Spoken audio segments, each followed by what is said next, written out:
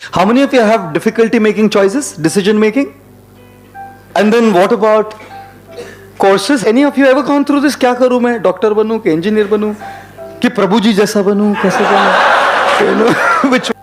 When you're talking about making a choice, weigh the consequences and just decide which of the two consequences you are okay to bear.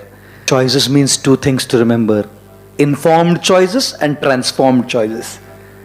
We should make informed choices. What is an informed choice? Is based on proper knowledge, based on proper deliberation, based on proper consideration, based on proper analysis, not haphazardly, whimsically made choices. And what is transformed choices? Choices based on our spiritual strength. So when we have a combination of informed and transformed, then we make a choice. Because informed, we know what to do, but we can't do it.